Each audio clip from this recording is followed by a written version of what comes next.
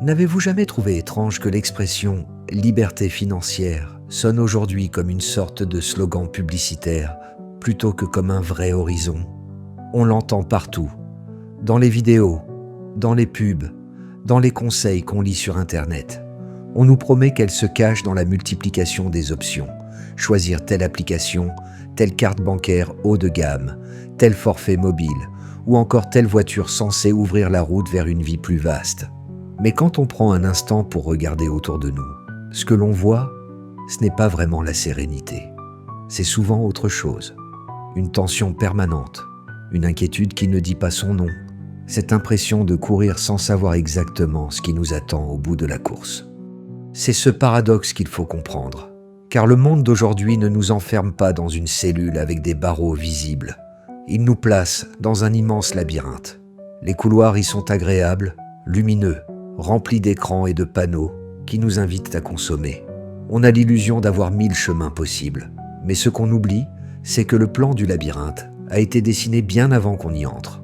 On avance, on choisit, mais les murs sont déjà tracés. Machiavel aurait rappelé que le pouvoir le plus subtil n'est pas celui qui contraint de force, mais celui qui installe les règles du jeu sans qu'on s'en rende compte. Dans le langage moderne, cela s'appelle proposer des alternatives. Dans les faits, c'est souvent poser des rails invisibles que l'on suit sans même s'en apercevoir. Ce qui pose problème, c'est que l'on mélange deux idées très différentes de la liberté. Le penseur Erich Fromm expliquait qu'il existe une liberté d'échapper à et une liberté pour. La première, c'est fuir une contrainte, se libérer d'un prêt, éviter la pauvreté, quitter un travail qu'on déteste.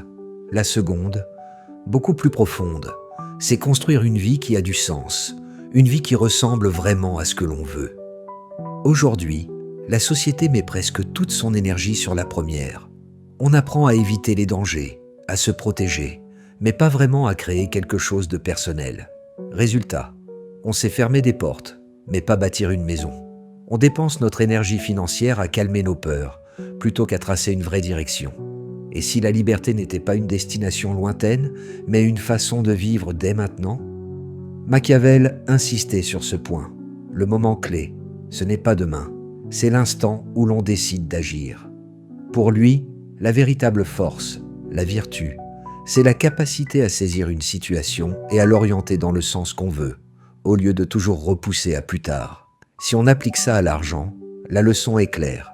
La liberté ne commence pas quand on a accumulé une fortune. Elle commence quand chaque euro qu'on utilise sert un projet qui a du sens, un projet qui va plus loin que l'argent lui-même. Pour y voir plus clair, on peut croiser les idées de trois penseurs. Fromm expliquait que le système moderne ne nous enchaîne plus avec des chaînes visibles, mais avec des promesses et des distractions. Rousseau montrait que la société fabrique en nous des envies qui ne viennent pas vraiment de nous. Nietzsche, lui, posait une question simple. Quelle force intérieure guide nos choix? Est-ce qu'on sculpte sa propre vie ou est-ce qu'on se laisse modeler par les autres? Et Machiavel, en arrière-plan, aurait rappelé que si le terrain est tracé par d'autres, alors il faut redessiner ses propres règles, ses habitudes, ses décisions, ses institutions personnelles. Autrement dit, reprendre en main le décor de sa propre vie. Pour comprendre, pensons à des exemples concrets. Une employée consciencieuse, un indépendant talentueux, une cadre qui a bien réussi, une jeune serveuse pleine d'énergie, un ingénieur expérimenté. Tous avancent donc dans la vie avec sérieux, études, travail, famille, projets. Certains ont même de beaux signes extérieurs de réussite. Mais si on leur demande, beaucoup décrivent la même chose. Le compte en banque se remplit, mais l'angoisse reste là. Les factures sont payées, mais l'esprit est fatigué. On tient le rythme, mais on a l'impression de courir après le temps. L'un dépense pour une voiture plus prestigieuse qu'utile. Un autre s'endette dans un logement trop lourd qui freine ses projets. Une autre accumule des abonnements qui grignotent son budget sans vraiment lui apporter de joie. Sur le papier, chacun pourrait dire que tout cela a du sens.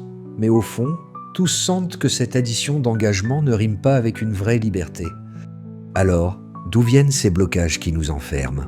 On peut les résumer en 3 grands pièges. Le premier, c'est ce qu'on pourrait appeler un pacte implicite. On nous répète depuis l'enfance.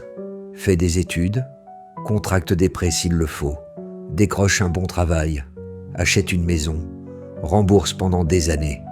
Et ensuite, seulement ensuite, tu profiteras. Cet enchaînement paraît logique, presque rassurant. Mais quand on le suit à la lettre, il finit par se transformer en prison. Une maison trop grande, une voiture trop chère, des frais fixes qui augmentent au même rythme que le salaire. Chaque étape qui devait nous rendre plus libres devient une nouvelle chaîne. Rousseau dirait que ce contrat social-économique nous vend de la sécurité en échange de notre liberté. Et Machiavel, avec son sens aigu du pouvoir, aurait ajouté qu'une dette est l'un des moyens les plus efficaces pour garder les gens dépendants. Dans une vie personnelle, c'est un peu comme vivre dans une principauté bien gouvernée. Tout est stable, mais rien n'est vraiment libre. Le deuxième piège, c'est le poids du regard des autres. On ne dépense pas toujours pour soi. On dépense souvent pour montrer quelque chose. Une montre, un quartier, un voyage, ce sont autant de symboles sociaux. Nietzsche dirait que c'est une morale de la comparaison. On mesure sa valeur en fonction d'un public invisible, toujours là pour juger. Le vrai problème n'est pas l'objet en lui-même, mais le rôle qu'on lui donne. On ne l'achète pas pour l'utiliser, mais pour prouver qu'on existe aux yeux des autres. À force, on ne travaille plus pour vivre, mais pour entretenir une image. Machiavel aurait mis en garde. L'apparence est importante, mais seulement si elle sert une stratégie. Sinon, elle devient un maître qui finit par nous diriger, et c'est un maître coûteux. Le troisième piège, c'est la distraction permanente. Chaque jour, on est bombardé de notifications, de publicités, d'offres à ne pas manquer, de promesses rapides. Tout cela détourne ce que l'argent a de plus précieux, notre attention et notre capacité à rester concentrés. Fromm l'avait bien vu. Le meilleur moyen de contrôler quelqu'un aujourd'hui, ce n'est pas de l'enfermer, c'est de remplir son esprit de 1000 petites envies. Dans la vie financière, ça se traduit par des achats impulsifs, des investissements faits au hasard, des changements constants de stratégie. On bouge beaucoup, mais sans direction claire. Or, la vraie liberté ne vient pas d'un coup d'éclat, mais de petites décisions répétées dans le temps, toujours dans le même sens. Pour sortir de ces pièges, 3 chemins s'offrent à nous, et ils fonctionnent encore mieux quand on les combine. La première voie, c'est de revenir à ses vrais besoins. Attention, ce n'est pas vivre dans la privation ou se punir, c'est au contraire retrouver une certaine clarté. Se demander « qu'est-ce qui améliore vraiment ma vie et qu'est-ce qui n'est là que pour faire bien aux yeux des autres ?» L'exercice est simple. Prenez vos dépenses du mois et séparez-les en 2 colonnes. D'un côté, celles qui soutiennent réellement votre vie, un logement adapté, une bonne alimentation, la santé, l'apprentissage, les liens sociaux. De l'autre, celles qui servent surtout à briller ou à suivre la mode. Gadgets, abonnements inutiles, achats impulsifs. On se rend vite compte qu'en réduisant la seconde colonne, on libère une énergie et une marge énormes. Machiavel aurait dit qu'il faut ordonner ses forces, autrement dit, aligner son argent sur ce qui construit sa vie plutôt que sur ce qui l'épuise. Chaque euro sauvé d'une dépense inutile et redirigé vers un projet personnel augmente la liberté. La deuxième voie, c'est d'activer une volonté créatrice. Réduire ses dépenses, c'est bien, mais ça ne suffit pas. Il faut aussi construire quelque chose de positif. La vraie liberté n'est pas seulement de fuir les contraintes, mais de bâtir une vie qui reflète ce que l'on veut vraiment. Cela peut passer par l'acquisition d'une nouvelle compétence, par une activité annexe qui diversifie les revenus, par la création d'un projet personnel. Nietzsche parlait de la volonté de puissance. Pas une domination sur les autres, mais la capacité à donner forme à sa propre existence. Concrètement, ça peut être apprendre l'écriture, le montage vidéo, le design, l'artisanat, peu importe. Quelque chose qui se transporte et qui ne dépend pas des modes. Machiavel aurait parlé d'art propre. Dans le domaine financier, cela signifie des compétences solides qu'aucune crise ne peut vous retirer. La troisième voie, c'est de simplifier sa vie. Pas de tout enlever, mais de réduire ce qui pèse inutilement. Car sans une marge, sans réserve, aucune liberté n'est durable. Moins de charges fixes, c'est plus de souffle, plus de capacité à encaisser les imprévus, et plus de pouvoir pour dire oui ou non sans trembler. Simplifier, c'est par exemple vendre une voiture qui coûte trop cher pour en prendre une plus modeste, ou préférer réparer plutôt que remplacer. c'est aussi automatiser son épargne pour éviter les fuites invisibles. Attention, simplifier. Ce n'est pas vivre comme un moine, c'est clarifier ce qui est important et laisser tomber le reste. Machiavel aurait dit que c'est remettre de l'ordre dans l'état. Ici, l'état intérieur, sa maison, sa vie. Évidemment, la route n'est pas sans résistance. Le premier obstacle, c'est la peur de l'inconnu. Même quand notre situation actuelle est inconfortable, elle reste rassurante parce qu'on la connaît.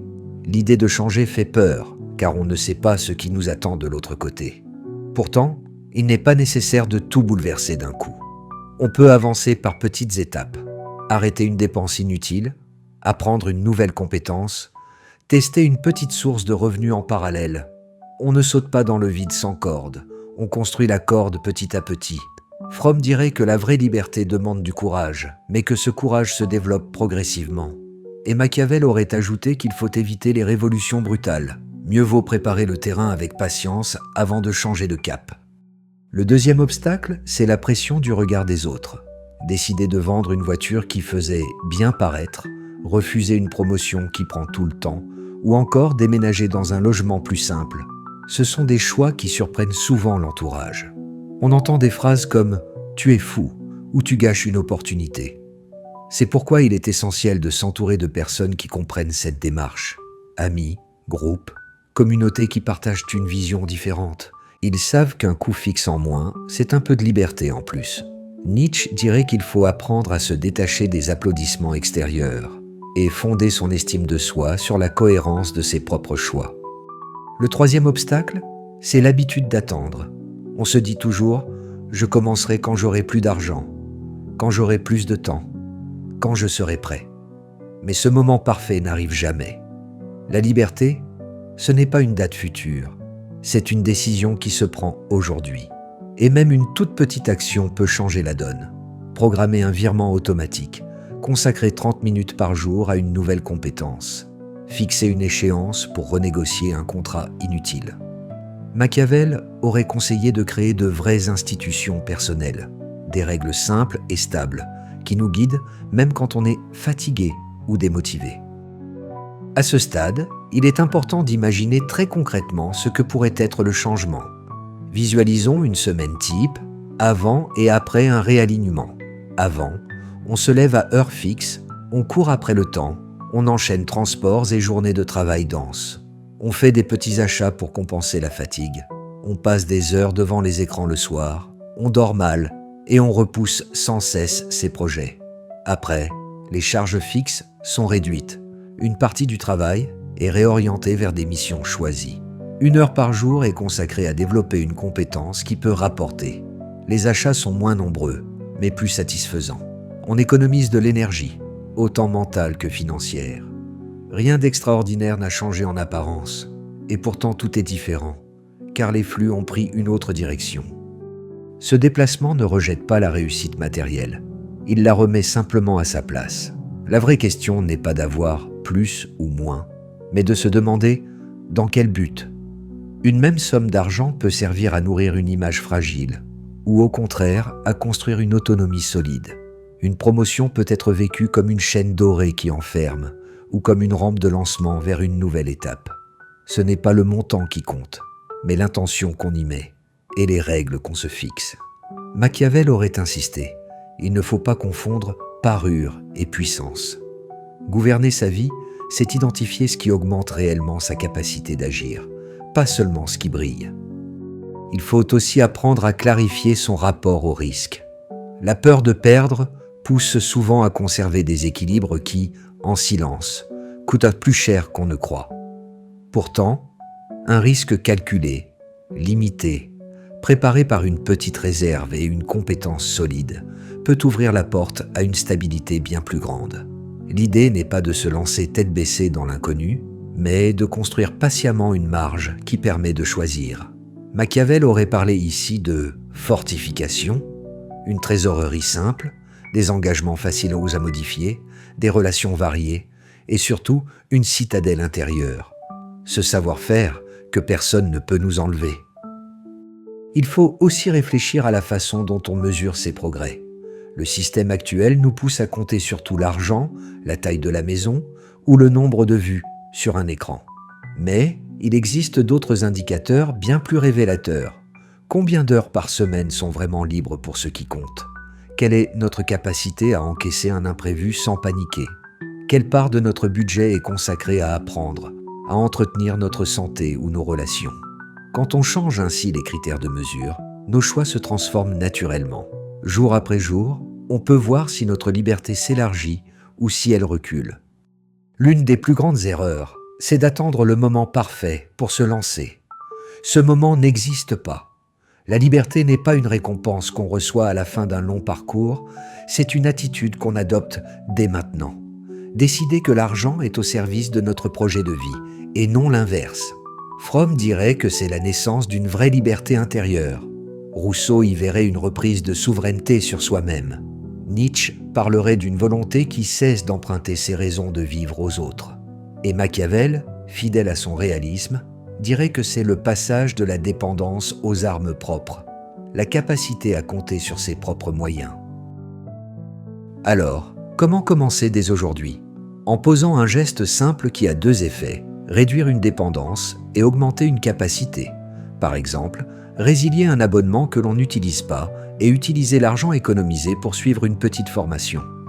Vendre un bien coûteux qui nous pèse et le remplacer par une solution plus simple qui libère du temps. Réserver chaque jour un court moment, mais régulier, pour construire une compétence ou avancer sur un projet. Chaque action paraît minuscule, comme une goutte d'eau, mais additionnées, elles finissent par creuser un vrai cours d'eau. Avec le temps, on finit par se retourner et constater une chose. Le labyrinthe est toujours là, mais la carte est désormais entre nos mains. Les couloirs existent encore, mais ils ne fixent nous plus la destination. Les autres continuent d'accumuler des options.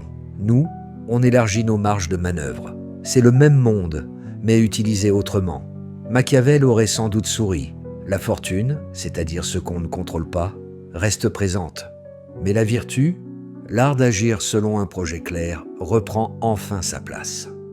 Il ne faut donc pas attendre d'atteindre un certain montant sur son compte pour se dire libre. Mieux vaut se donner une règle claire.